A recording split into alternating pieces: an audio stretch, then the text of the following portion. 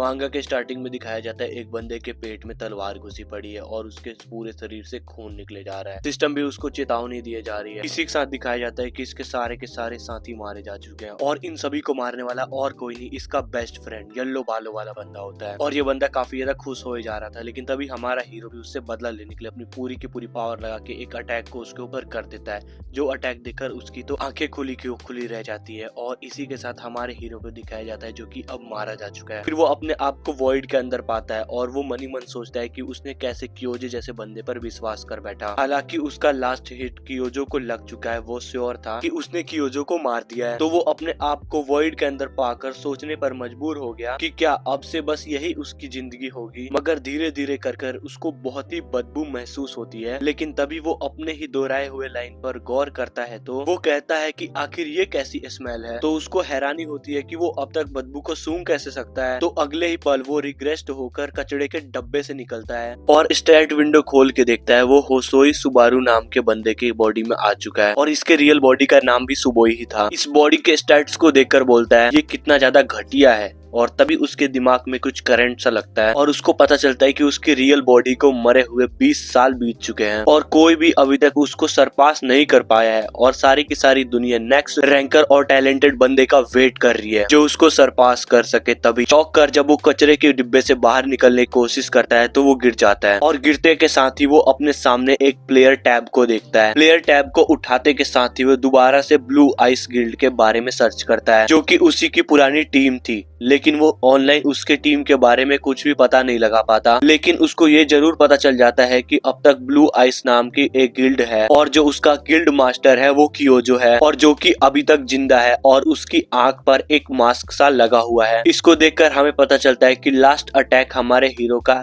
जिससे वो अभी तक मारा नहीं गया। इसके बाद हम पास्ट का एक सीन देखते हैं जहाँ पर हमारा हीरो और कियोजो बैठे हुए थे। कियोजो एक दिन सुबारू से कहता है कि वो ब्लू आइस को छोड़ना चाहता है। वो रीजन तो सुबारू को बताता नहीं है लेकिन कहता है कि इवेंचुअली उसको रीजन पता चल जाएगा, बस वो बाकी लोगों को फेस नहीं कर सकता। तो सुबारू सभी लोगों को बताए कि ब्लू आइस का अब कियोजो के साथ कोई लेना देना नहीं है। मगर खैर एक दोस्त होने के नाते कियोजो उससे कहता है कि जब भी वो वापस लौट कर आएगा तो वो अपना एक गिल्ड बनाएगा, वो भी एक ब्लू जोन नाम से। कुछ टाइम बाद ब्लू जोन नाम की गिल्ड बन भी गई और कियोजो जब वापस आया तो उसने सुबारू को मार डाला, वो भी दोस्ती का इस्तेमाल करके।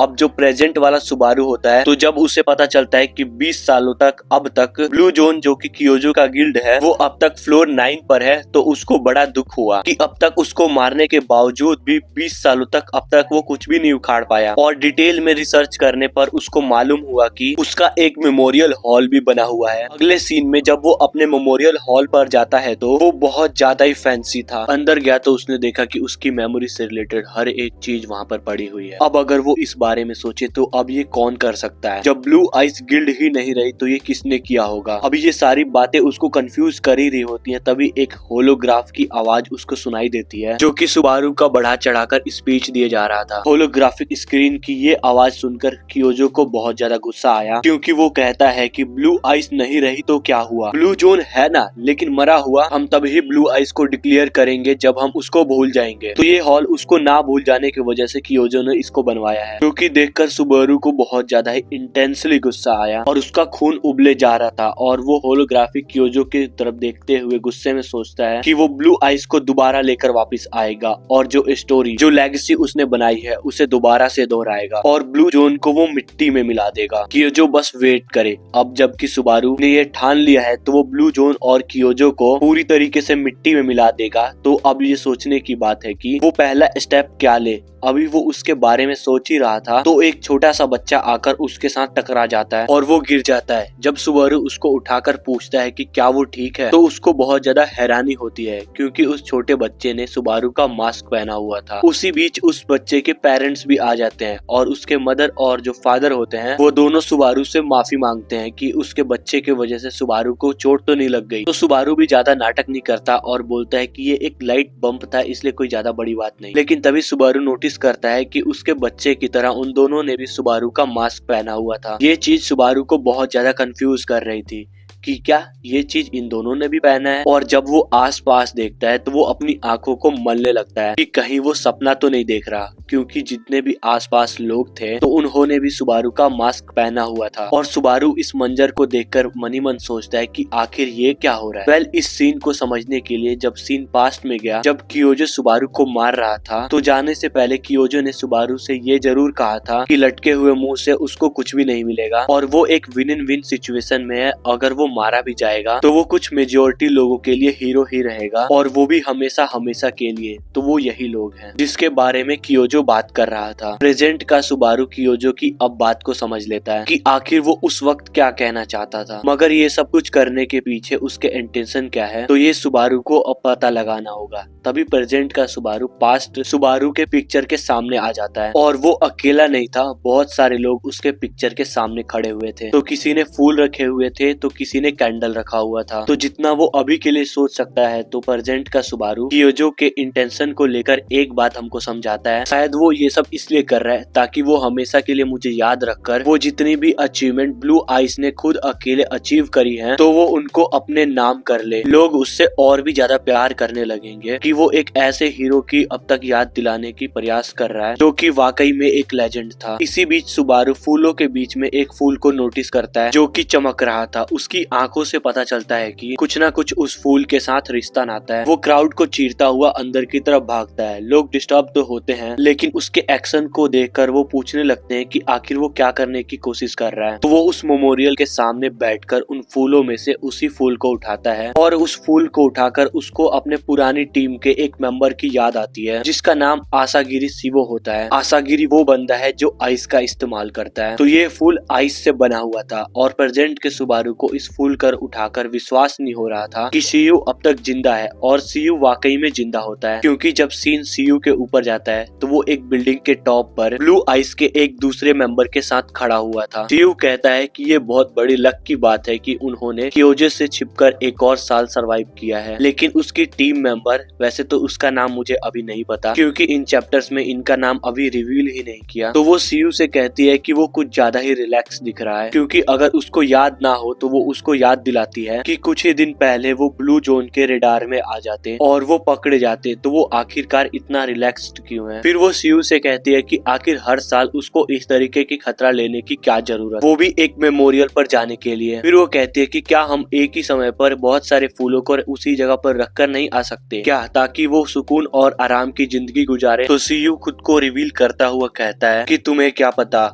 क्योंकि उसका दिल हर बार कहता है कि कहीं ना कहीं सुबारू उसके फूल को जरूर नोटिस करेगा, क्योंकि वो उसका फेवरेट फूल जो था। अब वो लड़की सीयू से पूछती है कि क्या अब भी उसे लगता है कि वो अब भी जिंदा है। तो सीयू कहता है कि आज तक 20 सालों में उसने उसकी बॉडी आज तक नहीं देखी। तो इसकी उसी हंच की वजह से वो लड़की बिल्कुल भी खतरा मोड़ लेना नहीं चाहती, क्योंकि कियोजो हालांकि 20 साल हो चुके हैं लेकिन उनको ढूंढना नहीं छोड़ा, और वो वक्त दूर नहीं है कि सुबारू को ढूंढते ढूंढते वो कियोजो के हाथ लग जाएंगे। उनका सुबारू को ढूंढने से पहले वो कियोजो के हाथ में होंगे, जो कि वो लड़की तो बिल्कुल भी नहीं चाहती। लेकिन उसके एक्सप्रेशन को देखकर लड़की फ्रस्ट्रेट होकर बोली कि तुम कभी भी नहीं सुधरोगे, चलो मैं तुम्हें एक रियलिटी चेक देती हूँ। अगर सुबारू जिंदा होता तो उन सबको 20 सालों तक वेट क्यों कराता, 20 सालों तक उसने अभी तक कोई हिंट क्यों नहीं छोड़ा है। तो सीओ कहता है कि शायद हो सकता है कि वो भी हमारी तरह कियोजो से छिप रहा हो। जिसके बाद शाम का वक्त होता है और हम सुबारू को हाफते हुए देखते हैं। उसको बहुत ज्यादा पसीना आया था क्योंकि वो भागते भागते एक पुरानी जगह पर आता है, और अपने मन ही मन अब तक उससे सीयू के जिंदा रहने की सोच चल रही थी, और वो बार बार दोहराता है कि क्या सच में वो जिंदा है। सीयू जिंदा तो होगा क्योंकि उसने ये फूल छोड़ा है।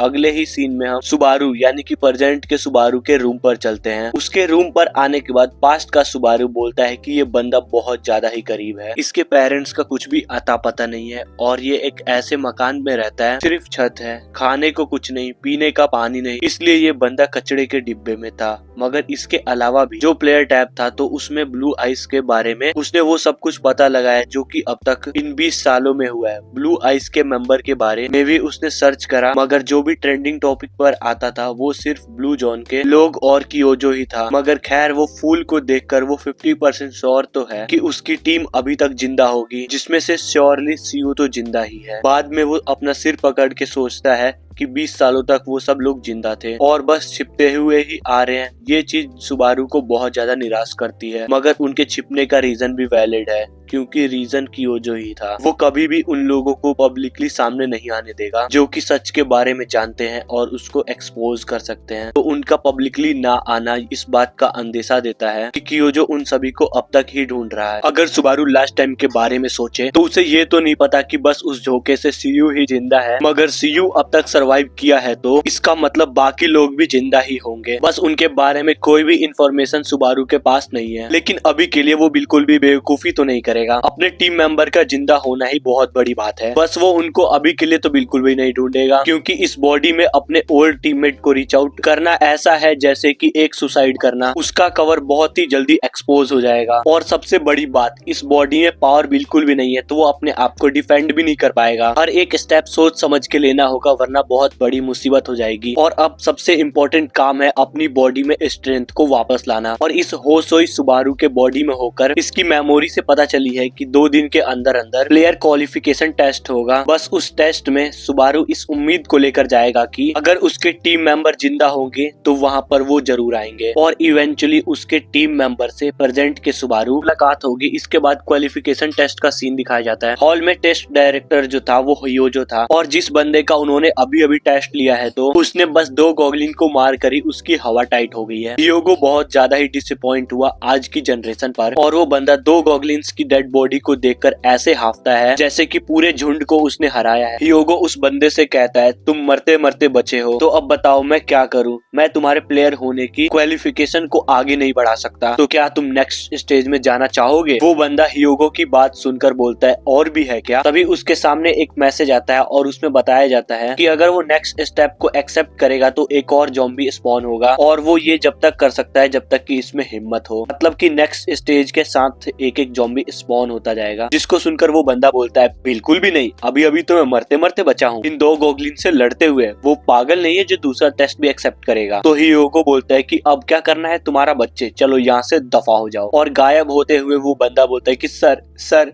टेस्ट तो टेस्ट होता है ना, मैंने पास तो कर दिया। लेकिन हियोगो उसकी एक बात भी नहीं सुनता और निराश होके बोलता है कि बस आज की जनरेशन तो काफी ज्यादा खराब है। उसको विश्वास नहीं हो रहा था कि इस जनरेशन में इतने बेकार प्लेयर देखने को मिलेंगे जिनको बस एक प्लेयर बनना है। बस एक आज की जनरेशन में सिर्फ एक बंदा उसे पसंद आया है, तो वो आइजैक है, जो कि रेनहार्ट का बेटा है, जिसने लगभग 20 स्टेजेस को पार कर दिया था। मतलब कि उसने अकेले 20 गॉगलिन्स का मुकाबला किया है और उसमें वो जीत भी चुका था। हियोगो को एक तरफा रिलीफ भी फील होता है कि आज का टेस्ट तो बड़ा ही आसान है, कुछ ढंग का मिल ही नहीं रहा और बस जल्दी जल्दी खत्म हो जा रहा है। और अगली बारी हमारे मेन कैरेक्टर सुबारू की होती है। सुबारू सामने से आता है और हियोगो उसके नाम को देखकर कहता है कि बच्चे, तुम्हारा जो ये नाम है ये बड़ा ही कमाल का नाम है, तुम्हें अच्छे से पता ही होगा। होपफुली जो ये नाम तुम्हें दिया गया है तो उतना तो तुम में दम होना ही चाहिए। मैं बिल्कुल भी डिसअपॉइंट नहीं होना चाहता, ठीक है? और अब जबकि तुम यहाँ पर आ चुके हो तो अब वो टेस्ट को शुरू करेगा। और जैसे ही सिस्टम मैसेज देता है कि 2 गॉगलिन्स आ चुके हैं, तो सुबारू हियोगो के करीब से इतनी तेजी से निकलता है कि वो बिल्कुल भी नोटिस ही नहीं कर और वो 2 गॉगलिन्स के सर को धड़ से अलग कर देता है। हियोगो के पैरों तले जमीन खिसक गई और वो कहता है कि ये क्या था।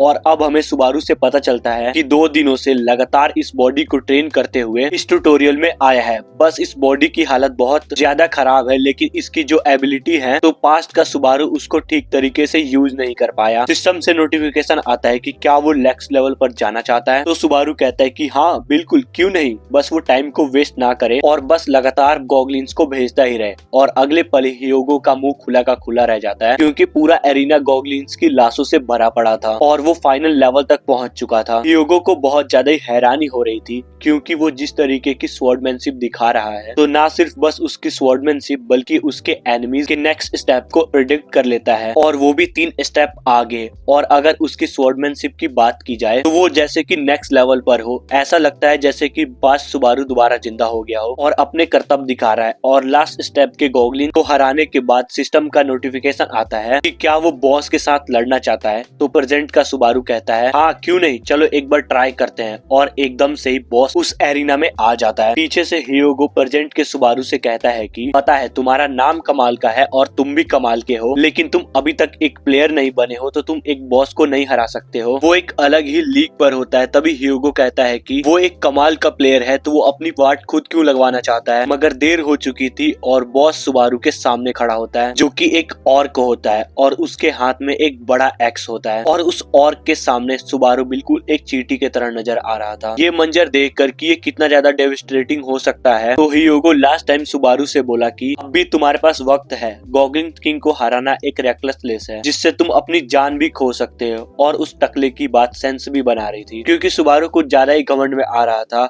वो चाहे कितना भी अच्छा क्यों ना हो, बस प्योर स्किल गॉगलिन किंग को हराने में मदद नहीं कर सकती, क्योंकि उन दोनों के बीच जो स्टैट्स का गैप है वो बहुत ज्यादा है। अब इन बातों को सुबारू भी रियलाइज करने लगा था। वो अच्छी तरीके से जानता है कि उसके स्टैट्स कितने ज्यादा लो है, इतने ज्यादा लो कि वो गॉगलिन किंग के बॉडी पर स्क्रैच भी नहीं ला सकता, लेकिन फिर भी वो ट्राई करना चाहता है और इनकार करता है कि वो हार नहीं मानेगा। ये कहता हुआ वो अपनी स्वॉर्ड को नीचे गिरा देता है। ह्यूगो तो पीछे की तरफ से पागल हुए जा रहा था। उसकी बात का कुछ अलग ही मतलब ह्यूगो ने निकाल लिया था कि बात से उसके तो तोते ही उड़ गए। इसका मतलब था कि रिट्रीव करना, ना कि अपने स्वॉर्ड को जमीन पर गिराने का। क्या डर से वो सीधा स्ट्रेट सोच नहीं पा रहा क्या? तो अब जाके उसको समझ आया कि जब सुबारू अरीना में आया तो उसको कुछ फीलिंग अनसेटलिंग लग रही थी। उसने सोचा कि सुबारू कुछ ज्यादा ही टैलेंटेड प्लेयर निकलेगा, लेकिन वो अनसेटलिंग फीलिंग जो थी वो इसकी बेवकूफी को लेकर थी कि ये कितना बड़ा बेवकूफ है। और अगले ही पल फाइट स्टार्ट हो जाती है। गॉगलिन किंग सुबारू पर हमला करने के लिए आ जाता है। पहली बार में तो सुबारू रिएक्ट नहीं करता, मगर उसके पीछे भी एक बड़ा रीजन होता है, क्योंकि वो एक पॉइजनस नीडल को उसके थाई पर देकर मारता है, जिससे गॉगलिन किंग रुक जाता है और घबराने लगता है। घबराहट की वजह ये थी कि सुबारू क्या कर रहा है, वो कंफ्यूज था। और जब वो सुबारू को देखता है कि वो उसके छोटे गॉगलिन के वेपन का पॉइजनस नीडल का यूज कर रहा है, वो भी उसके खिलाफ, तो वो बहुत ज्यादा ही सरप्राइज हुआ। सुबारू मुस्कुराता हुआ बोलता है कि क्या हुआ, तुम इतने ज्यादा शॉक क्यों हो गए? और बाद में वो उस गॉगलिन किंग के साथ एक बेट लगाता है कि ये बताओ सबसे पहले क्या होगा, क्या मैं तुम्हें सबसे पहले जमीन पर गिराऊंगा या फिर तुम सबसे पहले मेरा कचुम्बर बना दोगे जब तक मैं तुमको डिफीट करता हूँ। ये कहता हुआ सुबारू सीधा दो निडल सीधा गॉब्लिन किंग के आंखों पर मारता है, जिससे उस गॉब्लिन किंग की चीखें निकल जाती है। वो जोर से चिल्लाया, लेकिन दर्द बहुत ज्यादा था, इतना कि उसका बैलेंस भी बिगड़ने लगा। हालांकि गॉब्लिन किंग को कुछ नजर नहीं आ रहा था, मगर फिर भी वो अपने बड़े से एक्स से सामने की तरफ वार करता है, जहाँ पर उसने सुबारू को लास्ट टाइम देखा था। सुबारू उसके अटैक से बच तो जाता है, मगर उसको ये बात तो समझ आ गया कि अब भी वो उससे बहुत ज्यादा ताकतवर और खतरनाक है, इसलिए वो उसके और गॉब्लिन किंग के बीच में डिस्टेंस को क्रिएट करेगा जब तक कि वो उसकी बॉडी को पॉइजनस नीडल से भर ना दे। और इतनी कमाल की स्किल, अब वो बताता है कि उसने ये स्किल कहाँ से सीखी और किसने सिखाई। हम पास्ट में देखते हैं कि ओरिजिनल सुबारू पास्ट में पेड़ के ऊपर निशाना लगाने की कोशिश कर रहा था, जैसे निंजा वगैरह निंजा स्टार फेंकते हैं, वो भी अपना निशाना पक्का करने के लिए। लेकिन सुबारू को एक दिक्कत हो रही थी, उसका निशाना पक्का तो नहीं था, लेकिन उसके फेंकने की फोर्स बहुत ज्यादा थी। अगर वो निशाने को पक्का कर लेता है तो सुबारू लॉन्ग डिस्टेंस में भी बहुत खतरनाक अपोनेंट बन सकता है। अब बारी आती है सुबारू को निशाना लगाना किसने सिखाया, तो वो और कोई नहीं रेना थी। रेना सुबारू को देखकर बोलती है कि तुम इतने स्ट्रांग हो, लेकिन निशाना लगाना तुम्हारे बस की बात नहीं, मगर खैर मैं तुमको सिखाती हूँ। सबसे पहले वो निशाना लगाने का फंडामेंटल बताती है। ये मैटर नहीं करता कि तुम क्या होल्ड करते हो, मतलब कि तुमने अपने हाथ में क्या पकड़ा हुआ है जिससे तुम निशाना लगाने वाले हो, क्योंकि अगर तुम फेंकने की तकनीक को सीख लेते हो और ऑब्जेक्ट डिस्क को अपने हाथ में पकड़ा हुआ है उसका सेंटर ऑफ ग्रेविटी समझ लेते हो, तो चाहे वो ऑब्जेक्ट कुछ भी क्यों ना हो, मगर वो एक थ्रोइंग नाइफ बन जाती है, जो कि वो समझाते हुए एक पेन को फेंकती है और वो सीधा जाके निशाने पर लगती है। ना कि बस लगी, बल्कि वो उस निशाना लगाने वाले बोर्ड को ही तोड़ देती है। और जब सीन प्रेजेंट में आता है तो अब गॉब्लिन किंग के गर्दन पर भी हम उस पॉइजनस डार्ट को देखते हैं और उसके मुंह से बहुत ज्यादा खून भी निकल रहा था। और अब जब हमें उसकी पूरी बॉडी दिखाई जाती है तो उसकी पूरी बॉडी पॉइजनस नीडल से भर चुकी थी, जैसा कि सुबारू ने कहा था। वो बेचारा देख भी नहीं पा रहा था और ऊपर से इतने ज्यादा उसके बॉडी में नीडल्स होने की वजह से वो बहुत ज्यादा दर्द को भी फील कर पा रहा था। दूर से ही सुबारू उससे बात करते हुए बोलता है कि भले ही तुम क्यों ना इतने ज्यादा बड़े और मस्कुलर हो, लेकिन हर एक चीज की कोई ना कोई वीकनेस होती है, और जैसा कि तुम्हारी वीकनेस लॉन्ग डिस्टेंस है और तुमको मैंने अंधा कर दिया है। वो रेना से भी थैंक्स कहता है वो भी इस तरह डिस्टेंस क्रिएट करना और इतना पक्का निशाना लगाना जो कि रेना ने सुबारू को सिखाया है। अब पूरे फाइट में हम हियोगो को तो भूल गए थे। हियोगो पूरे फाइट को पीछे से देख रहा था। हियोगो ये देखकर कि ट्रायल खत्म ना होने की वजह से अब तक गॉगलिन्स की बॉडी और उनके वेपन जमीन पर पड़े हुए हैं, ये हियोगो ने अपनी पूरी जिंदगी में नहीं सोचा था कि इसका भी कोई फायदा उठाकर गॉगलिन किंग को हराएगा। वो बड़ा ही चौंक गया कि एक ऐसा प्लेयर भी मौजूद है जो सिस्टम को ही अपने फायदे के लिए इस्तेमाल कर सकता है। वो सिस्टम जो कि लोगों को मारने से पहले बिल्कुल भी तरस नहीं खाता। वो वेपन जो प्लेयर्स को मारने के लिए सिस्टम ने बनाए हैं वो ही ये बंदा इस्तेमाल कर रहा है। अब अगर हम सुबारू के बारे में सोचें तो वो गॉब्लिन्स को स्वॉर्ड से कट कर रहा था जो कि इतना ज्यादा स्वीटली था जैसे कि वो मक्खन को काट रहा हो। ये एक स्किल से हियोगो उसका इतना बड़ा फैन बन गया कि अब वो टारगेट के वीक पॉइंट को पिन पॉइंट की तरह मार सकता है, वो भी बड़ी दूर से। अगर एक शब्द में वो सुबारू को डिस्क्राइब करे तो सुबारू एक जीनियस है, लेकिन अपने कहे हुए अल्फाज को वो वापस ले लेता है क्योंकि ये वर्ड भी सुबारू को बयान नहीं कर सकता क्योंकि वो कुछ ज्यादा ही टैलेंटेड प्लेयर है। अब दोबारा जब सीन गॉगलिन किंग पर आती है तो उस बेचारे की हालत तो कुछ ज्यादा ही खराब हो चुकी थी। उसका अपना खून ही उसके बॉडी पर सूख गया था, लेकिन सुबारू पर वो एक खरोच भी लेकर नहीं आ पाया। और इतना ज्यादा खून बहाने के बाद और पॉइजन उसकी बॉडी पर ओवरटेक करने के बाद गॉब्लिन किंग अपना दम तोड़कर जमीन पर मुंह के बल गिर जाता है और वक्त को जाया ना करते हुए सुबारू अपने स्वॉर्ड को उठा लेता है। मारने से पहले वो गॉगलिन किंग से कहता है कि मेरा कोई पर्सनल गरज तो नहीं था तुमसे, और रिस्पॉन्स में गॉगलिन किंग बस गुर्राता है, बहुत ज्यादा ही बेबस आवाज में गुर्राता है और अगले ही पल वो गॉगलिन किंग का काम तमाम कर देता है। सिस्टम और टाइम वेस्ट नहीं करता और मैसेज आ जाता है कि उसने गॉब्लिन किंग को हरा दिया है और साथ में नोटिफिकेशन ये भी आता है कि वो ऐसा प्लेयर है जिसने ट्यूटोरियल को कंप्लीट किया है और उसने 50 के 50 लेवल को कंप्लीट कर दिया है। मगर जहाँ तक सुबारू की बात की जाए वो तो अपना माथा पकड़कर बोला कि ये बस ट्यूटोरियल था, आखिर इस तरीके के खतरनाक मॉन्स्टर को ट्यूटोरियल में कौन फेंकता है, इससे तो लोग मर सकते हैं। और साथ में वो अपना लेवल अप भी करता है और उसको क्रेडिट पॉइंट्स भी मिलते हैं और भी बहुत सारी ऐसी चीजें मिलती हैं जो आगे जर्नी में उसके बहुत ही काम आ सकती हैं, तो सिस्टम उसको दे देता है। उन सिस्टम मैसेज में उन्हीं नई चीजों में वो नोटिस करता है एक नई चीज को जो कि करंट अचीवमेंट पॉइंट्स होते हैं, जो लगभग 2425 पॉइंट थे, जिसका उसको कुछ भी समझ नहीं आ रहा था कि वो इन पॉइंट्स का कैसे यूज कर सकता है। और अगर वो सिस्टम पर भी एक नजर डाले तो उसने अपने पास्ट लाइफ में कभी भी शॉप वगैरह सिस्टम में नहीं देखी, और क्लिक करते ही वो ट्यूटोरियल शॉप को ओपन कर देता है। वहाँ पर बहुत सारी ऐसी चीजें थी जिनके अपने अपने दाम थे। सबसे लोवेस्ट पॉइंट 5 पॉइंट था और सबसे हाईएस्ट पॉइंट 200 पॉइंट्स था, लेकिन उसके पास तो बहुत ज्यादा ही पॉइंट्स है, इसलिए वो खुल के शॉपिंग कर सकता है। ये बात तो उसको समझ आ गई। तभी सुबारू एकदम से चौंक गया क्योंकि वो सिस्टम की शॉप में एक रेयर स्वॉर्ड को देखता है जिसका नाम अननेम्ड डीमन ब्लेड होता है। उस पर एक नजर डालते ही सुबारू कहने लगा, कमाल है भाई, क्या शॉप में इस टाइप के वेपन भी मिलते हैं। सुबारू ने ये कभी भी एक्सपेक्ट नहीं किया था कि सिस्टम के शॉप इस तरीके के खतरनाक वेपन भी सेल कर सकता है। वेपन तो बहुत कमाल का था, लेकिन इसके साथ कुछ डिसएडवांटेजेस भी आती हैं। ये वेपन दरअसल तुम्हारी स्टेमिना को ड्रेन कर सकता है, मगर इस पर तुम लाइटनिंग का इस्तेमाल कर सकते हो जो कि सुबारू का मेन एबिलिटी है। वो अलग बात है कि प्रेजेंट के सुबारू के पास अभी उसकी लाइटनिंग एबिलिटी है नहीं, मगर पास्ट के सुबारू के साथ ये जरूर था। उस डीमन स्वॉर्ड के साथ वो एक होली स्वॉर्ड मिरांडा को भी देखता है। अब उसके पास दो ऐसी चॉइसेस हैं जो कि दोनों उसे चाहिए। होली स्वॉर्ड के तरफ देखकर वो बोलता है कि अगर मुझे कुछ चाहिए तो वो होली स्वॉर्ड ही होगी, लेकिन वो डीमन ब्लेड को भी इग्नोर बिल्कुल भी नहीं कर सकता क्योंकि वो उसके स्टाइल के साथ बिल्कुल अच्छे से कंपैटिबल है, जिसमें सिर्फ तुम ब्रूट फोर्स को ही इस्तेमाल करते हो। और दूसरा सर्वाइवेबिलिटी थी जो कि होली स्वॉर्ड ऑफर करता है, ये भी सुबारू को चाहिए था। अब वो एक ऐसे सिचुएशन में फंस गया है जहाँ पर दोनों उसको चाहिए। कोई भी ऐसी फीलिंग नहीं है जिसमें ये बोल रहा हो कि उसको दूसरे से बढ़कर चाहिए। दोनों के लिए फीलिंग्स बिल्कुल म्यूचुअल थी, इसलिए अब डिसीजन लेना बहुत ज्यादा मुश्किल हो गया था। अगर वो अच्छे से सोचे तो फर्स्ट परचेज सबसे ज्यादा इम्पोर्टेंट होती है, तो उसको कुछ भी करके बहुत केयरफुली अपने लिए एक स्वॉर्ड चूज करना होगा। तभी अचानक से कुछ सिस्टम में होने लगा और सिस्टम खुद ब खुद किसी वजह से अपने आप को बहुत ज्यादा स्क्रॉल अप कर लेता है, जिससे उसको अब ये रियलाइज होता है कि सिस्टम में तुम और भी ज्यादा नीचे स्क्रॉल कर सकते हो। तो स्क्रॉल करते करते उसको एक एबिलिटी मिलती है जो कि एज ऑफ ग्रीड होती है। ये एक ऐसी एबिलिटी थी जो कि पास्ट के सुबारू की पूरी मेमोरी को मिलाकर उसने ऐसा कभी नहीं देखा। अब इस एबिलिटी का ये काम था कि जो भी डीमन ब्लेड में डिसएडवांटेजेस हैं जो कि सुबारू के बॉडी को डैमेज दे सकते हैं, तो इस स्किल से वो डीबफ हो सकते हैं। मतलब कि आसान अल्फाजों में ये एबिलिटी उनके इम्पैक्ट को जो कि डिसएडवांटेजेस में आते हैं उनको सप्रेस कर सकती है, तो वो वक्त जाया नहीं करता, वो उस एबिलिटी को भी परचेज कर लेता है और साथ में डीमन ब्लेड को भी। वो श्योर तो नहीं लेकिन वो जरूर ट्राई करना चाहेगा। डीमन ब्लेड को वो यहाँ वहाँ जब स्विंग कर रहा था तो वो साथ में ये कहता है कि अगर ये दो चीजें जो कि अभी अभी उसने बाय की है और जैसे उसकी थिंकिंग है ये दोनों वैसे ही एक दूसरे के साथ कंपैटिबल है, तो ये सबसे उसकी बेस्ट परचेज होने वाली है। मगर कंफर्म तो तब होगा जब ये दोनों एबिलिटी को एक साथ इस्तेमाल करेगा। वैसे भी कुछ ना होने से अच्छा कुछ होना होता है, और हियोगो भी इन सभी बातों को पीछे से सुन लेता है। जब वो सुबारू के हाथ में डीमन ब्लेड को देखता है तो वो सुबारू को अप्रिशिएट करता है कि जो एबिलिटी उसने परचेज की है वो डीमन ब्लेड के साथ काफी अच्छे से कंपैटिबल है। मगर एक एग्जामिनर होने के नाते उसको सुबारू की एक बात समझ नहीं आ रही थी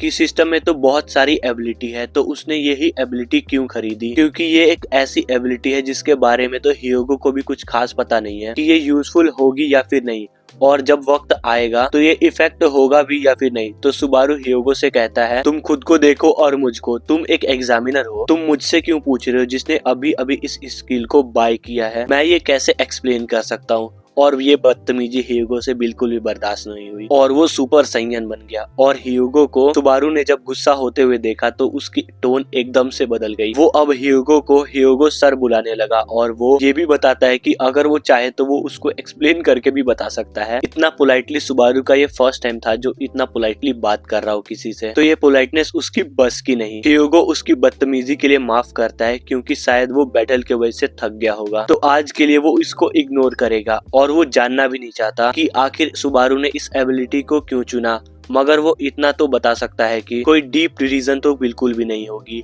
अब हमें सुबारू से एक बात पता चलती है, दरअसल वो हियोगो से अपनी पास्ट लाइफ में मिल चुका था जब वो जवान था, और आज की हियोगो को देखकर जिसकी हेयर लाइन बिल्कुल ही खत्म हो चुकी है और वो एक एग्जामिनर बन चुका है, तो उसे बहुत ज्यादा ही अच्छा लगता है। पास्ट लाइफ पे हियोगो सुबारू के पास आकर बोलता है कि वो उसका बहुत बड़ा फैन है, क्या उसको सुबारू का ऑटोग्राफ मिल सकता है। तो सुबारू रिस्पॉन्स में बोलता है कि उसका कोई भी ऑटोग्राफ नहीं है। तो हियोगो बोलता है कि अगर आपके ऑटोग्राफ का कोई सिग्नेचर नहीं है तो आप अपना नाम ही लिख दो। मतलब वो स्ट्रेट बिजनेस करने के लिए ही आया था, जो चीज चाहे भले कुछ भी क्यों ना हो, बस सुबारू ही होना चाहिए। प्रेजेंट का हियोगो बहुत ज्यादा बातें करने लगता है, वरना पास्ट का तो बहुत ही शांत था और बहुत ही शर्मीला था, जो देखकर सुबारू बोलता है इसकी हेयर लाइन की तरह वक्त भी बहुत जल्दी बदल जाता है। अच्छा, तो अब सुबारू हियोगो को कहता है कि अब मेरे पास कुछ भी समझाने को नहीं है। हियोगो बोला कि तुम कुछ भी बोलो, तुम भले कितने ज्यादा ही टैलेंटेड क्यों ना हो, लेकिन तुम बहुत ही बदतमीज लड़के हो और इसके पॉइंट तो मैं तुम्हारे जरूर काटूंगा और ये तुम्हारे रिकॉर्ड में लिखे जाएंगे। और इसके बाद हियोगो उसको अपने गिल्ड में आने की ऑफर भी करता है, जिसको सुबारू सीधा इनकार करता है और हियोगो बताता है कि ये उसके लिए बहुत बड़ी अपॉर्चुनिटी है, क्योंकि एक एग्जामिनर किसी भी बंदे को गिल्ड में आने का ऑफर ऐसे वैसे किसी को भी नहीं देते। तभी हियोगो की बातों के बीच में सिस्टम नोटिफिकेशन देता है फ्लोर 2 का, और हियोगो की बातों के खत्म होने से पहले सुबारू एक्सेप्ट कर लेता है और वो फ्लोर 2 पर चला जाता है। और हियोगो ये देखकर कि उसने सुबारू को कुछ ज्यादा ही ओवर एस्टिमेट कर दिया है, तो उसको बहुत ही डिसअपॉइंटमेंट होती है कि वो इतने अच्छे प्लेयर को गिल्ड में आने के लिए राजी नहीं कर पाया। अगला सीन फ्लोर 2 का होता है, जो कि फ्लोर से ज्यादा बाजार लग रहा था, और ये है टावर का स्टार्टिंग ग्राउंड। स्टार्टिंग ग्राउंड को बहुत सालों बाद देखकर सुबारू कहता है कि उसको जिंदगी ने एक ऐसा मौका दिया है जो कि कोई और इसको पा नहीं सकता। वो दोबारा दौड़ेगा और अपने ताकत के साथ साथ इस बार वो अपने दिमाग का भी यूज करेगा, वो भी उन टीममेट्स के लिए जो शायद उसका इंतजार कर रहे होंगे। और वो इसलिए भी स्मार्टली डिसीजन लेगा क्योंकि उसके कंधों पर रिवेंज का बहुत बड़ा बोझ है, जो कि किसी भी हालत में लेना ही लेना है। फ्लोर 2 पर आते ही सुबारू बिल्कुल भी टाइम वेस्ट नहीं करता और वो सोलो प्राइवेट ट्रेनिंग ग्राउंड पर आ जाता है। अब भला ये क्या चीज है,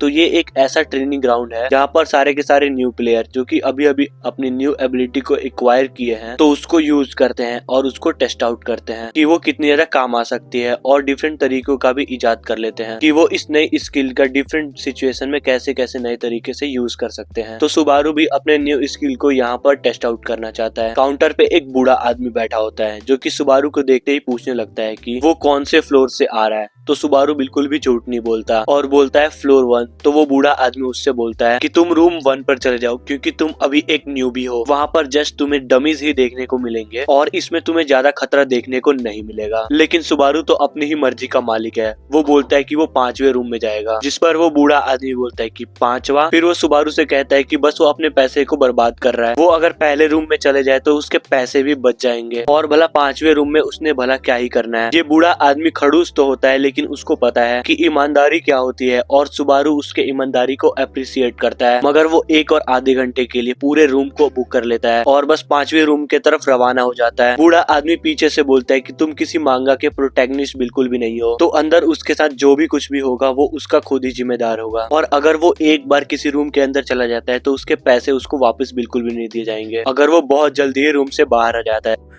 लेकिन हमारा हीरो उसकी एक भी बात को नहीं सुनता और बस आगे की तरफ रवाना हो जाता है। अब इन रूम का भी एक लॉजिक होता है, जितना ही रूम का लेवल ऊपर होता है उतने ही यहाँ पर हार्ड चीजें आएंगी, अलग अलग एनिमीज आएंगे और बहुत ज्यादा हार्ड हो सकता है लेवल कंप्लीट करने में। और ये बूढ़ा आदमी इसकी ये थिंकिंग समझ सकता है क्योंकि इसके गियर को देखकर कोई भी ये पता लगा सकता है कि वो रूकी प्लेयर है, तो इसलिए वो चिंतित तो होंगे ही। अब आखिरकार वो 5th रूम पर आ जाता है। आते ही वो वक्त को जाया नहीं करता और बोलता है कि चलो अब शुरू करते हैं और वो डीमन ब्लेड को बाहर निकालता है और डीमन ब्लेड को छूते ही वो ब्लेड उसको वेरीफाई कर रही थी, मतलब कि अपने यूजर को वेरीफाई कर रही थी। कुछ देर बाद उसके जितने भी स्टैट्स होते हैं तो वो इनहैंस हो जाते हैं, मतलब उसके बदले स्टेमिना और एमपी पॉइंट्स लिए जाते हैं। अब जैसा कि सुबारू चाहता था, अब वो दोनों स्किल को एक साथ यूज करना चाहता है तो जब वो ट्राई करता है तो जो एज ऑफ ग्रिड होती है वो सेकेंडरी स्किल को एक्सेप्ट नहीं कर रही थी और रेजिस्ट करती है, जिसके कारण यूजर की जो थोड़ी बहुत माना होती है और स्टेमिना रिकवर होने लगती है। और जब दूसरी बार पुश करता है तो एज ऑफ ग्रिड रेजिस्ट तो कर रही थी लेकिन वो उसमें अकम्प्लिशमेंट हासिल नहीं कर पाती और इसकी वजह से उसका थोड़ा बहुत फटीक भी बढ़ चुका था। और जैसा कि ये लेवल 1 की स्किल है तो सुबारू इससे कुछ ज्यादा एक्सपेक्ट नहीं कर रहा था, तो इसलिए वो रुकता नहीं है और इसको थोड़ा बहुत और पुश करता है ताकि वो दोनों को स्मूथली इस्तेमाल कर पाए। यहाँ पर जो डीमन ब्लेड होता है वो सुबारू की स्टेमिना को रैपिडली कंज्यूम कर रहा था, जिससे सुबारू के मुंह से ब्लड निकलना शुरू हो जाता है और अब डीमन ब्लेड की वजह से उसके जितने भी स्टैट्स होते हैं वो इनहेंस तो हो जाते हैं, मगर वो इनहेंस करने के बदले बहुत ज्यादा स्टेमिना यूज कर रहा था। अगर अपने पास्ट की बॉडी के साथ इस बॉडी को कंपेयर किया जाए तो ये तो बिल्कुल कचड़ा है। अपने लिमिट को जानकर सुबारू कहता है कि बस इतना ही, ये तो उसकी एक्सपेक्टेशन से भी बहुत ज्यादा बुरा निकला। अपने बाकी के जो क्रेडिट पॉइंट्स होते हैं उनको यूज कर लेता है, 10,000 इस्तेमाल कर लेता है, जिससे जो एज ऑफ ग्रीड होती है वो इंक्रीज हो जाती है। अब वो जो एबिलिटी थी वो लेवल 2 की हो जाती है और अगर नेक्स्ट टाइम सुबारू इसको अपग्रेड करना चाहता है तो उसे 20,000 पॉइंट चाहिए होगा। और अब पूरी तरह जैसा कि सुबारू इस ब्लेड और उस स्किल से चाहता था तो वो उसे अकम्प्लिश तो कर लेता है लेकिन उसे बेस्ट फॉर्म में नहीं ला पाता क्योंकि उसकी बॉडी वीक है। तो वो आगे फ्यूचर में जरूर ट्राई करेगा, मतलब कि उन दोनों का बॉन्ड फ्यूचर में और भी ज्यादा मजबूत करने का ट्राई करेगा। मगर अब भी डीमन ब्लेड और जो स्किल उसको दे रही थी तो वो भी बहुत ज्यादा थी। इवन डीमन ब्लेड उसकी स्टेमिना को कंज्यूम करने के बजाय और भी ज्यादा बढ़ा रहा था और जो उसके स्टैट डीमन ब्लेड को यूज करते समय इनहेंस होते थे तो वो और ज्यादा इनहेंस होने लगते हैं। ये करते हुए उसकी हालत तो बहुत ज्यादा खराब हो जाती है, लेकिन उसके रिजल्ट से सुबारू बहुत ज्यादा खुश हुआ। वो कहता है कि बहुत खूब,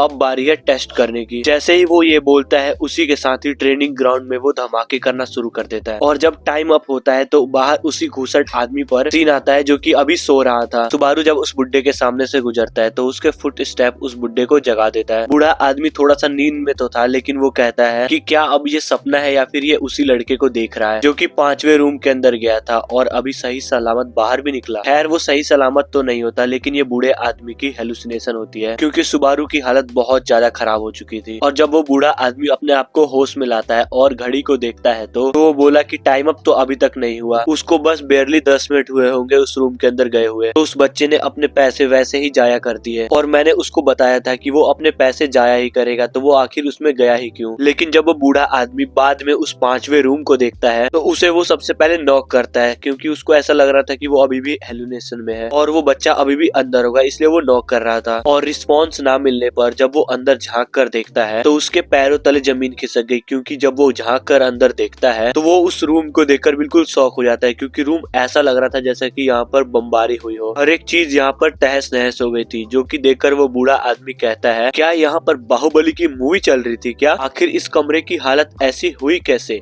और अब अगले सुबह का दिन। सीन जाता है सुबारू पर, जो कि अभी अभी अपने नींद से उठा है। वो रियलाइज नहीं कर पाता कि उसने तो कुछ ज्यादा ही रेस्ट कर लिया है, मगर वो एक चीज नोटिस करता है कि उसकी बॉडी कुछ ज्यादा स्टिफ हो गई है। और बॉडी का स्टिफ होना वो सारा का सारा दोष डीमन ब्लेड को देता है, क्योंकि अगर वो होली स्वॉर्ड को चुनता तो वो बिल्कुल भी इस तरीके से नहीं होता। मगर खैर वो कहता है कि ये वर्थ इट है। और बहुत सारे घंटे बीतने के बाद उसकी बॉडी में जितनी भी स्टिफनेस थी वो सारी निकल जाती है। फिर हम सुबारू को एक स्टेफ लैब में देखते हैं, जहाँ पर सुबारू अपने मन ही मन में सोच रहा था कि जितना उसने अभी तक अपने आप को पावरफुल बना पाया है, उससे वो बस अपने स्वॉर्ड की थोड़ी सी पावर ही इस्तेमाल कर पा रहा है, क्योंकि जो उसके करंट स्टैट्स है वो कुछ ज्यादा अच्छे दिख नहीं रहे। लेवल उसका 10 हो चुका था, स्ट्रेंथ 17, स्पीड 17, स्टेमिना 16, कंसंट्रेशन 18, माना 8 और फटीग 61। इतने स्टैट से वो डीमन ब्लड को अपने हाथ में बस होल्ड करके रख सकता है, और वो भी बहुत मुशक्कतों से। मगर वो सिर्फ होल्ड ही नहीं करना चाहता, क्योंकि वो उसके स्ट्रेंथ को भी इस्तेमाल करना चाहता है, क्योंकि वो करंट स्टेट में तो बिल्कुल भी नहीं कर सकता। ये जो डीमन ब्लेड और एज ऑफ ग्रीड है, ये दोनों चीजें हैं, ये दोनों एक दूसरे के लिए ही बने हैं। अगर ये दोनों एक दूसरे के लिए बने हैं तो इसका मतलब इसके ऊपर लाइटनिंग का इफेक्ट भी बहुत अच्छे से होगा। अब आखिरकार वो शिकायत करने से ज्यादा खुश हो जाता है और एक्सेप्ट कर लेता है कि जो उसके हाथों लगा है तो वो बहुत बेटर है। अब नेक्स्ट स्टेप उसके स्किल को लेवल अप करने का होता है, क्योंकि उसके स्टैट्स बिल्कुल भी ठीक नहीं है। जब वो लास्ट टाइम अपने क्रेडिट स्कोर की तरफ देखता है तो वो तो 50 तक आ पहुंचा था, और ये देखकर वो कहने लगा कि क्या वो हमेशा से इतना गरीब था क्या। खुद को स्ट्रगल करता हुआ देख सुबारू को यकीन नहीं हो रहा था कि जो पहले का सुबारू था उसने कभी भी ये फेस नहीं करा, और आज का सुबारू सरवाइव करने के लिए चिंतित है। ये उसके लिए नया एक्सपीरियंस था। टैबरन के सेकंड फ्लोर पर सुबारू था, और उसके नीचे वाले फ्लोर पर से एक बंदे की आवाज आती है, जिसमें वो लाइव स्ट्रीम कर रहा था, और वो अपने व्यूअर से बता रहा था कि आज वो लेवल 2 को विजिट करेंगे, जिसके लिए उसके व्यूअर्स काफी देर से उसका इंतजार कर रहे हैं। और आज की स्ट्रीम का मेन गोल है प्लेयर से उनके गियर्स के बारे में पूछना कि उसके पास सबसे रेयर आइटम क्या है। तभी अचानक से उसके स्ट्रीम पर कोई 1000 क्रेडिट्स फेंक कर मारता है, जो कि अलेक्जेंडर नाम के कोई व्यूअर से था, जिसको देखकर वो स्ट्रीमर बिल्कुल पागल हो जाता है और अपने सर के ऊपर ही अपनी कॉपी को उड़ेल लेता है। बाकी लोग ये देख कर कि ये बंदा पागल है या फिर बचपन से ही अपाहिज है, तो इसका पता लगाना तो बहुत ज्यादा मुश्किल था, क्योंकि जो वो बंदा हरकतें कर रहा था कोई नॉर्मल बंदा तो ऐसी हरकतें बिल्कुल भी नहीं करेगा। उस बंदे को सुबारू भी देख रहा था, और वो मनी मत सोच रहा होता है कि क्या ये बंदा ठीक तो है ना, इसको कोई मिर्गी का दौरा तो नहीं पड़ा। तभी वो उसके टैब के तरफ देखता है, और अपने टैब के तरफ देखता है तो उसको लाइव स्ट्रीमिंग दिखती है। वो लाइव स्ट्रीमिंग के बारे में सर्च करता है तो उसको पता चलता है कि ये एक ऐसा सिस्टम है, ये एक ऐसा फीचर है जिससे आप अपनी जर्नी को शेयर करते हो और लोग डोनेशन के तौर पर आपको पैसे देते हैं। अब सुबारू को पता चलता है कि आखिर वो बंदा पागल क्यों हो रहा था। तभी सीन में अचानक से एक नए कैरेक्टर की एंट्री होती है, जो कि इस प्रेजेंट वाले सुबारू का दोस्त होता है, जो कहता है कि सुबारू मेरे दोस्त, तुम यहाँ पर क्या कर रहे हो? तुम्हें देखकर बहुत ज्यादा खुशी हो रही है कि तुम भी मेरे फ्लोर पर हो। ये बंदा कोई और नहीं आइजिक होता है, जिसके बारे में हमें ह्यूगो से पता चला था कि ये रेन हार्ट का बेटा है, जिसने एक साथ 20 गॉगलिन को हराया था। और वो हमारे मेन कैरेक्टर को सेकंड फ्लोर पर देखकर कहता है कि तुम यहाँ पर अपने किस्मत से आए हो या फिर छुप कर आए हो। तो आइजैक को अपनी तरफ आता हुआ देखकर सुबारू की बॉडी में एक डर सा फैल गया था, जिससे उसको पता चल जाता है कि आइजैक और प्रेजेंट वाले सुबारू के संबंध बिल्कुल भी अच्छे नहीं थे। आइजैक सुबारू से कहता है कि बीड़ू, मैंने तुमको आवाज दी और तुम मुझको इग्नोर कर रहे हो। मुझे बिल्कुल भी शर्मिंदा मत करो, जैसे कि मैं खुद से ही बातें कर रहा हूँ। सुबारू उसको अपने सामने पाकर अपनी बॉडी में डिस्कम्फर्ट सा फील करता है, लेकिन डिस्कम्फर्ट से ज्यादा वो अपनी बॉडी में फियर को फील कर रहा था, और हिचकिचाते हुए बोलता है कि हाँ, मैं इस फ्लोर पर खुद ही आया हूँ। आइजैक के लिए ये बिल्कुल भी सरप्राइज से कम नहीं था, क्योंकि सुबारू के तरह नोबडी आखिर ट्रेनिंग ग्राउंड के टेस्ट को कैसे पार कर सकता है, क्योंकि जिस तरीके का सुबारू का हालत है वो बिल्कुल श्योर था कि गॉगलिन सुबारू को बिल्कुल कच्चा चबा जाएंगे। अब उसके फेशियल एक्सप्रेशन को देखकर और आइजैक के साथ बात करके पास्ट के सुबारू को प्रेजेंट के सुबारू के मेमोरी से सब कुछ याद आ जाता है कि आइजैक उसका दोस्त बिल्कुल भी नहीं है, और आइजैक सुबारू को हमेशा मारता रहता है। और उन सभी मेमोरी में से एक मेमोरी हमें सुबारू दिखाता है, जहाँ पर उसको बहुत ज्यादा आइजैक से पिटना होता है। जब सुबारू पूछता है कि उसको क्यों पिटना है, तो आइजैक बताता है कि एक कचरे को बिल्कुल भी हक नहीं है पूछने का कि आखिर उसे क्यों मार पड़ रही है। सबसे पहले तो आइजैक को सुबारू के नाम से नफरत होती है, और जितना उससे कहा जा रहा है वो काम भी नहीं कर पा रहा, तो आइजैक को सुबारू पर बहुत ज्यादा गुस्सा आने लगता है। वो उसको अनाथ और बेवकूफ बुलाता है, लेकिन हमारा सुबारू रोता हुआ आइजैक से बोलता है कि जितना उसको बोला गया था वो काम तो वो कर चुका है, लेकिन जो क्रेडिट पॉइंट्स आइजैक ने प्रॉमिस किए थे कि वो सुबारू को देगा, लेकिन वो डील के हिसाब से तो बिल्कुल भी नहीं दे रहा। सुबारू के रिटालियन एलियन को देखकर आइजैक उसके पेट में एक जोर की लात देकर मारता है और सुबारू से कहता है कि तुम अपनी औकात में रहो, तुम्हारी आवाज कुछ ज्यादा ही ऊंची हो रही है, और गुस्से में कहता है कि तुम इस जगह से कभी भी बाहर नहीं निकल पाओगे। और अगर वो बिना परमिशन के बाहर निकल लेता है तो उसे अच्छे से रियलाइज करना होगा कि आगे उसके साथ क्या होगा।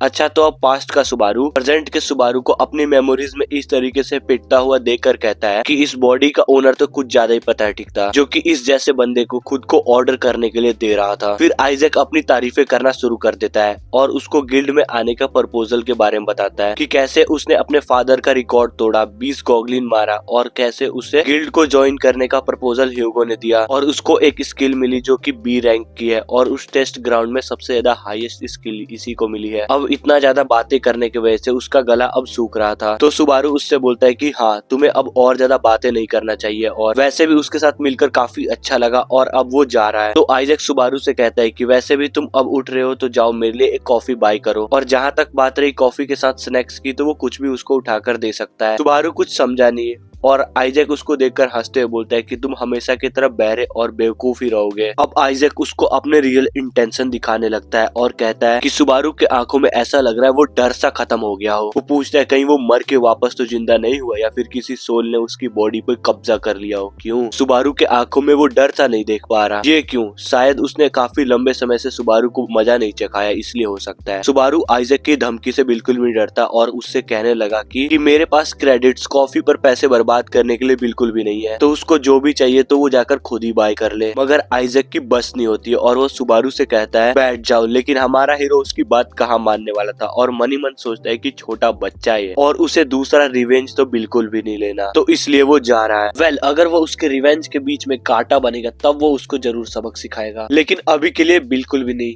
जाते हुए सुबारू का हाथ पकड़ लेता है, वो भी काफी कसकर, और वो उससे बोला ओए, क्या तुम्हें समझ में नहीं आ रहा कि मैंने तुमसे बोला बैठ जाओ? क्या तुम्हें वाकई में जानना है कि एक भागते हुए अनाथ के साथ क्या होता है? तो आराम से बोल रहा हूँ बैठ जाओ। तो सुबारू उससे बोलता है मैं 3 तक गिनती गिनूंगा, अगर मेरा हाथ तुमने नहीं छोड़ा तो मैं तुम्हारा हाथ ही उखाड़ दूंगा। जो कि सुनकर आइजैक बहुत ज्यादा गुस्सा हुआ और सुबारू से कहने लगा कि कुछ दिन के लिए मैंने तुम्हें अकेला क्या छोड़ दिया? तुम्हारे तो काफी बड़े बड़े पंख निकल आए, क्योंकि तुम मुझे ही बोल रहे हो कि मैं तुम्हारा हाथ ही उखाड़ दूंगा। आइजैक को इतने ज्यादा गुस्से में देखकर सुबारू इन सभी लोगों के सामने किसी भी तरीके का पंगा लेना नहीं चाहता, क्योंकि यहाँ पर सुबारू अगर कोई गलत कदम उठाता है तो तुमने वो टिट फॉर टैट की कहानी तो सुनी ही होगी। मगर सुबारू के कुछ करने से पहले आइजैक जोर जोर से हंसने लगा, क्योंकि जैसे सुबारू फेस बना रहा है जिससे आइजैक को ये समझ आ गया कि वो काफी ज्यादा डर रहा है, और जो कि उसके बिल्कुल भी इंटेंशन तो नहीं थे, बस वो उसको पुराने दिनों की याद दिला रहा था, और ये भी कि वो बहुत ज्यादा वीक है और वो हमेशा ही रहेगा। और ये बोलता हुआ उसके हाथ को भी छोड़ देता है और साथ में मन ही मन खुद ही एज्यूम करने लगता है कि ट्यूटोरियल ग्राउंड पर सुबारू अपनी जान की बाजी लगाकर यहाँ तक आया है। मतलब कि सिंपल वर्ड में वो सुबारू को एक मक्खी समझता है जिसको वो चाहे अपनी मर्जी से मार सकता है। मगर वो साथ में सुबारू को वार्निंग भी देता है कि वो ट्यूटोरियल ग्राउंड को पार करने के बाद कुछ ज्यादा ही अखड़ दिखा रहा है और ये एटीट्यूड उसके लिए बाद में जाके मौत का कारण बनेगा। और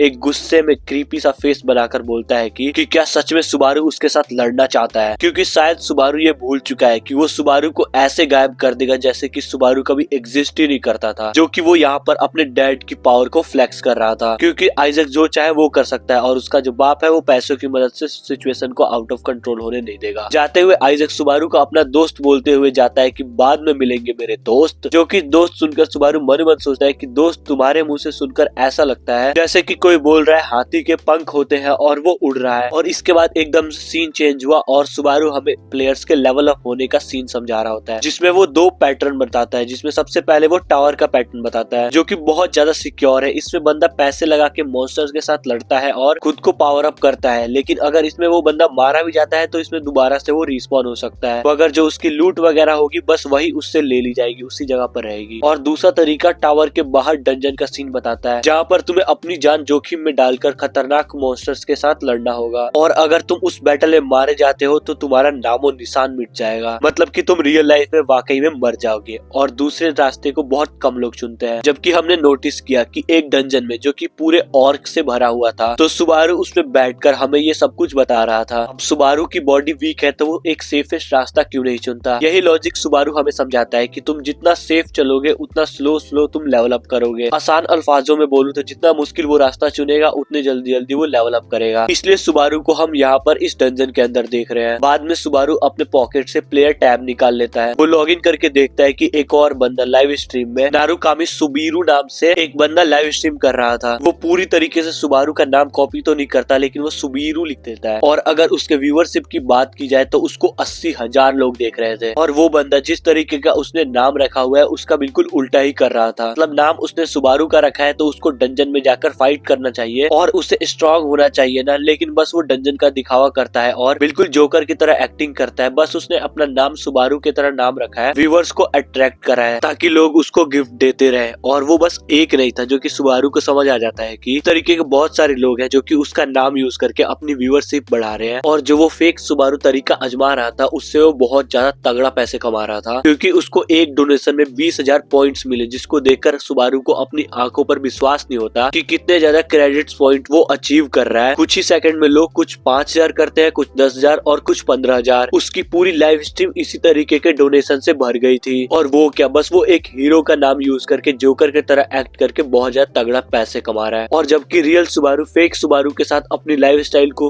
कंपेयर करता है और क्रेडिट्स पॉइंट को भी अचीव करने का तरीका कंपेयर करता है और रिजल्ट्स को भी कंपेयर करता है, तो वो फेक सुबारू रियल सुबारू से ज्यादा अच्छी लाइफ जी रहा है। और सबसे इम्पोर्टेंट बात, फेक सुबारू सेफ था और रियल सुबारू मौत के मुंह में जाकर पैसे कमा रहा था। अब भला वो करे भी क्या, अगर एक बंदा जोकर की तरह पैसे कमा रहा है तो वो उसको क्या ही दोष दे। इसलिए वो प्लेयर टैब को बंद कर देता है और दोबारा से डीमन ब्लेड को निकालकर बोलने लगा कि अब ये लास्ट पुश वो करेगा। यहाँ पर फिनिश होने के बाद वो वापिस घर निकल जाएगा। इतने के साथ ही बहुत सारे ऑर्क उसके सामने से आ रहे थे। अब एक ऑर्क को हराना मुश्किल तो है सुबारू के लिए, और साथ में वो कहता है कि पिछली बार से ये सिचुएशन इसलिए अलग है क्योंकि इसके पास पिछली बार की तरह कोई भी पॉइजन डार्ट नहीं है, मगर अब जो उसके पास है, उसके पास 2 एबिलिटी है जिसको वो काफी अच्छे से इस्तेमाल कर सकता है और उसको पॉइजन डार्ट की कोई भी जरूरत नहीं। और ये कहकर वो डीमन ब्लेड की पावर को रिलीज करता है और सामने वाले ऑर्क से कहता है कि एक एक करके तुम आओगे तो मेरा काफी ज्यादा टाइम वेस्ट होगा, इसलिए तुम सारे के सारे एक साथ आ जाओ। क्योंकि वो दरअसल बात ये है कि मैं बहुत ज्यादा बिजी पर्सन हूँ। और ये कहते हुए सुबारू सामने की तरफ हमला बोल देता है और वो छोटे छोटे बॉस को इग्नोर करके सीधा बॉस पर जाता है और वो एक ही बार में बॉस ऑर्क को मार देता है, जो कि उस ऑर्क को भी पता नहीं चला कि उसके साथ क्या हुआ। अगले ही पल सिस्टम से नोटिफिकेशन आता है कि सुबारू ने अकेले ही डंजन को कंप्लीट कर दिया है। तभी हमें एक सरप्राइज देखने को मिलता है क्योंकि सुबारू के हाथ में उसका खुद का ही मास्क होता है, जो कि उसने कभी सोचा नहीं था कि उसको दोबारा भी ये पहनने का कभी मौका मिलेगा, क्योंकि उसे क्या पता था कि रिकार्नेशन होने के बाद वो अपने दोस्तों को भी जिंदा पाएगा और उसे रिवेंज लेने का मौका भी मिलेगा। अब सुबारू ने स्ट्रीमिंग करने का भी ठान लिया है और ये मास्क उसके बहुत काम आएगा, क्योंकि वो स्ट्रीमिंग करते समय अपनी आइडेंटिटी को बिल्कुल भी नहीं दिखाना चाहता। अगर वो एक चीज कर सकता है तो वो क्यों ना करे। इससे फायदा भी दुगना होगा क्योंकि स्ट्रीमिंग से डोनेशन भी मिलेगी और फाइट करते समय क्रेडिट पॉइंट्स भी मिलेंगे। मगर एक चीज होगी जो कि सुबारू को बाकी स्ट्रीमर से अलग बनाएगी, वो ये है कि वो सब दिखावा करते हैं, बस उन्होंने सुबारू का नाम रखा है, उनको पता नहीं है कि इस नाम का होना कितनी बड़ी रिस्पॉन्सिबिलिटी है। और दूसरी तरफ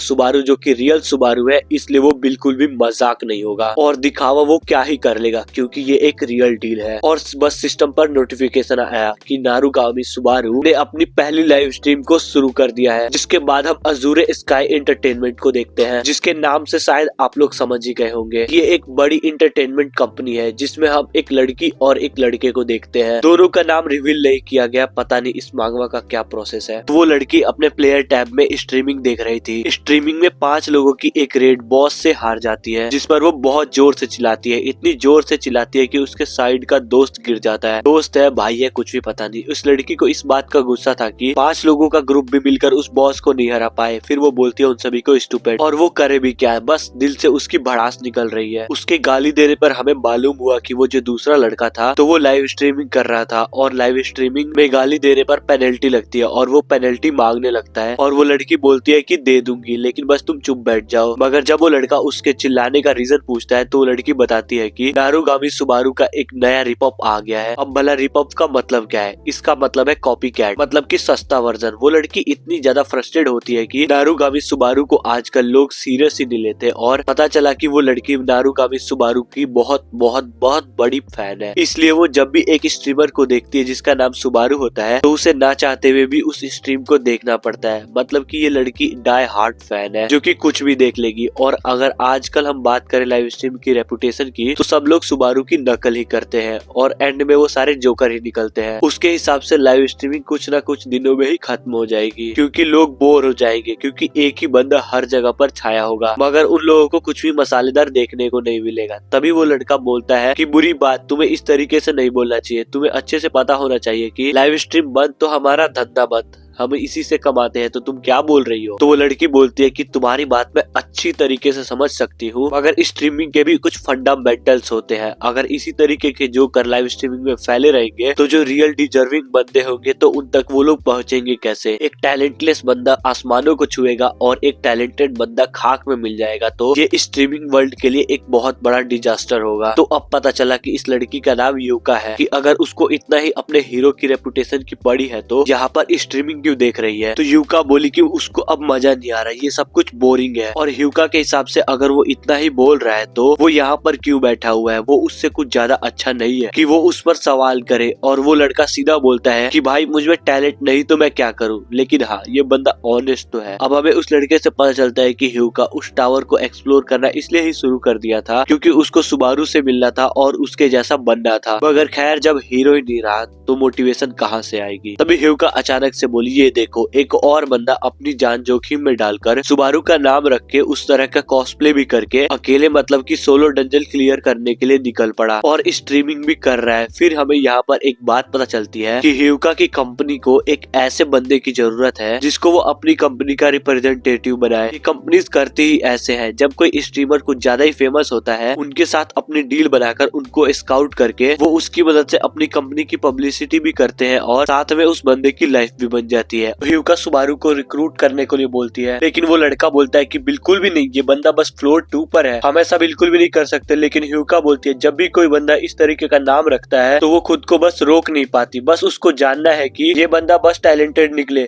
अभी के लिए जितना देखने को मिल रहा है तो ये टैलेंटेड ही होगा, इसलिए तो वो अकेले गया है। और जो इस बंदे ने चिल्लाकर सुबारू को देखकर जो गाली दी है तो उसको उसकी पेनल्टी खुद ही देनी पड़ेगी और खुद ही जिस पर वो घुटनों पर आ गया क्योंकि वो कमा ज्यादा नहीं रहा और उड़ा ज्यादा रहा है। जब सीन सुबारू पर आता है तो वो नोटिस करता है कि कोई उसकी लाइव स्ट्रीम को देख रहा है, ये और कोई नहीं यूका होती है। यूका बोली ये फर्स्ट टाइम है क्या? तो सुबारू बोलता है कि हाँ। तो यूका बोलती है कि तुम्हें स्ट्रीमिंग के लिए तुम्हें प्री प्लान एक ऐसे स्पॉट पर जाना चाहिए जहाँ पर ज्यादा व्यूअर अट्रैक्ट हो ताकि इसके स्ट्रीमिंग के लिए ये चीज बहुत ज्यादा अच्छी होगी। और बोलती है कि क्या उसको कुछ भी नहीं पता और वो बस सीधा जाए जा रहा है बिना किसी प्लान के। जवाब देने से पहले एक वन आई बैट उस पर हमला कर देता है जिसको वो पकड़ के जमीन पे मारता है और रिस्पॉन्स में यूका से कहने लगा वैसे मुझे कोई प्रॉब्लम नहीं, सोलो ही आया हूँ विदाउट किसी प्लान, तुम बिल्कुल भी फिक्र मत करो, मैं मरने वाला नहीं हूँ और I don't give a shit, मुझे बस अपनी लाइव स्ट्रीम ही करनी है। और तभी हमें एक मिथ के बारे में बताया जाता है, यहाँ से कोई भी बिगनर अगर लाइव स्ट्रीम स्टार्ट करता है तो उसको बहुत कम लोग देखते हैं जो कि उनके लिए डिमोटिवेशन का कारण बन जाता है और फिर वो अपने व्यूअरशिप को कम होते देखकर लाइव स्ट्रीम करना बंद कर देते हैं। फ्लोर 2 के इस डंजन में सिस्टम सुबारू को बताता है कि इसमें तुम सीधा जाओगे तो तुम्हें एग्जिट मिलेगा, अभी वो बाहर जा सकता है। और अगर रिवॉर्ड की बात की जाए तो जितने वो यहाँ पर मॉन्स्टर्स को मारेगा उतना ही रिवॉर्ड एड अप होगा, मतलब वो भागकर भी इस डंजन से निकल सकता है लेकिन उसको कोई रिवॉर्ड नहीं मिलेगा। यूका और उसके जो दोस्त होते हैं वो लाइव स्ट्रीम को देख रहे थे। यूका का नाम लव मनी होता है और उस बंदे का नाम व्हाइट सुबारू से कहता है कि उसके रिफ्लेक्सेस काफी ज्यादा तगड़े हैं और यूका उसको चैट के जरिए यही समझा रही थी कि वो वापस जाकर एक पार्टी बना ले तो वो इस डंजन को एक्सप्लोर कर सकता है जिससे रिवॉर्ड का रिवॉर्ड मिलेगा और उसकी व्यूअरशिप भी हाई होगी। मगर हमारा मेन कैरेक्टर उसकी एडवाइस को ठुकरा देता है और उससे सिर्फ ये कहता है कि सोलो लेवलिंग का मानवा पड़ा है क्या, जिन्होंने किसी से मदद मांगी थी मैं उसी का एक इंस्पायर्ड वर्जन हूँ, इसीलिए मुझे सारी चीजें अकेले करने में मजा आता है। और चैट में सारे लोग हमारे हीरो को घमंडी बुलाने लगते हैं और बोलते हैं कि इस बंदे में कुछ ज्यादा ही हवा है और इस डंजन को एक्सप्लोर करने के बाद सारी हवा निकल जाएगी। जैसे जैसे सुबारू आगे बढ़ता है तो उसे पहला मॉन्स्टर दिखता है जो कि एक मड मरमेड होता है जो कि इतना तेज सुबारू पर हमला करता है जो कि लाइव स्ट्रीम में लोग उसको देख भी नहीं पाते, लेकिन हमारा हीरो उसको बिल्कुल इजीली मौत के घाट उतार देता है। जिस पर चैट में लोग उसको बोलते हैं कि वो अपने हाथ को हवा में ऐसे ही यूं ही क्यों घुमा रहा है। और चैट में कुछ लोग बोलते हैं कि शायद उन्होंने हेलुसिनेशन देखा है मडमेड की, जो कि फास्टली ही मारा गया। बाद में कुछ वन आइड बैट आते हैं जिनको हमारा मेन कैरेक्टर बहुत ज्यादा इजीली बिना खरोच लिए ही मार देता है। ह्यूका के साथ जितने भी व्यूअर्स थे वो सारे चैट में यही कहने लगे कि ऐसा मंजर तो उन्होंने अपनी जिंदगी में भी कभी नहीं देखा। सुबारू बिल्कुल बुलेट ट्रेन की स्पीड में उन वन आई बैट को मार डालता है। सुबारू चैट की कंफ्यूजन को दूर करने के लिए कहता है कि जब ये चीजें तुम पर अटैक करती हैं तो ये कुछ आवाजें छोड़ती है जिनसे तुम इनकी लोकेशन का इजीली पता लगा सकते हो। मगर बात यही तक रहती है कि वो सुबारू है और ये लोग नॉर्मल लोग हैं। तो वो लोग कहने लगे कि एक नॉर्मल पर्सन तो ऐसा बिल्कुल भी नहीं कर सकता। एक रैंडम बंदा कहता है कि सुबारू बिना किसी प्लान के बस रैंडमली सीधा ही जाएगा क्या? और सुबारू अपने मन ही मन कहता है कि वो बाहर निकलने से पहले बहुत सारे अचीवमेंट पॉइंट्स को गेन करना चाहता है। कुछ लोग चैट में बोलते हैं कि अगर तुम सीधा जाओगे तो मौत के मुंह में अपना हाथ डालोगे और व्यूअरशिप भी हाई नहीं होगी, तो कुछ नौटंकियां ही शुरू कर दो। मगर उन्होंने अभी तक रियलाइज नहीं किया कि सुबारू बस फाइटिंग करना चाहता है। बाद में एक लोकेशन पर पहुंचकर सुबारू जब ऊपर छत की तरफ देखता है तो वहाँ पर बहुत सारे वन आई बैट लटक रहे थे और इस बारी तो दर्जनों में थे, और जो कि सुबारू को देखते ही हॉस्टाइल हो जाते हैं। और इतने सारे वन आई बैट को देखकर चैट में जितने भी लोग थे बस वो सुबारू के लिए प्रे ही कर सकते थे कि वो बस जिंदा निकलकर बाहर आ जाए। कुछ लोग चैट में ये तक कह देते कि चलो भैया तुमसे मिलकर बहुत मजा आया और तुम अब ज्यादा देर जिंदा नहीं रहोगे। तभी उसी वक्त सबसे पहली सुपर चैट आई जो कि एक डेयर था। वो बंदा कहता है कि मैं 100 रुपए दूंगा अगर तुमने इन सारे बैट्स को मार दिया तो। सुबारू की नजर अपने सबसे पहले सुपर चैट पर पड़ती है और जितने भी नीचे लाइव स्ट्रीमिंग थी तो वो सभी लोग अब सुबारू पर हंसने लगे। सुबारू पागल ही होगा अगर वो इस सुपर चैट के डेयर को पूरा करेगा। और कुछ लोग तो जिस बंदे ने सुपर चैट किया था उसको शैतान बुलाने लगे, जो कि एक पर्सन को मौत के मुंह में जाने का कह रहा है। सभी लोग चैट के थ्रू सुबारू से कांटेक्ट करते हैं कि इस डेयर को बिल्कुल भी एक्सेप्ट मत करना। और कुछ लोग तो बिल्कुल इसके अपोजिट थे, वो सुबारू को मरते हुए देखना चाहते थे। और देखे भी क्यों ना, क्योंकि सुबारू की पर्सनैलिटी ही कुछ ज्यादा ही घमंडी है। मगर सुबारू इन सभी की बात सुनने के बाद उस डेयर को एक्सेप्ट कर लेता है। और तुम जो भी हो तैयार रहना अपने जेब को खाली करने के लिए, क्योंकि अगर तुम सोचते हो कि ये चीजें मुझे रोक देंगी तो ऐसा बिल्कुल भी नहीं होगा। तुम्हारा बैंक खत्म हो जाएगा लेकिन मुझे नहीं रोक पाएंगी। जिसके बाद सीन उस बंदे वाइट पर जाता है जो कि एक रैंडम बंदे के स्ट्रीम को देख रहा था। मगर जो उसके फेस एक्सप्रेशन थे उससे हम ये बात पता लगा सकते हैं कि उसको मजा बिल्कुल भी नहीं आ रहा था। और उसको मजा ना आने की वजह वही स्ट्रीमर था, क्योंकि वाइट के हिसाब से वो बंदे लेवल 6 को कंप्लीट कर सकते थे लेकिन उससे पहले ही उन्हें रिट्रीव कर लिया। वाइट ह्यूगा से कहता है कि माफ करना मैं कुछ ज्यादा ही चिल्ला रहा था, ये बंदे वाकई में कुछ ज्यादा ही पागल है। मगर बात ह्यूगा की हो रही थी और वो बहुत ज्यादा सीरियस थी क्योंकि वो सुबारू के लाइव पर थी और उसके फेशियल एक्सप्रेशन से ये लग रहा था कि वो स्ट्रीम बहुत ज्यादा इंटरेस्टिंग है। और दूसरी तरफ बहुत सारे लोग सुबारू की स्ट्रीम को एंजॉय कर रहे थे। वाइट से रहा नहीं गया और ह्यूका से पूछता है कि क्या तुम ठीक तो हो ना? तुम्हारे चेहरे से ऐसा लग रहा है जैसे कि तुम एक हॉरर मूवी देख रही हो। मगर वो कुछ लम्हों के लिए बिल्कुल शांत रही और बाद में कहने लगी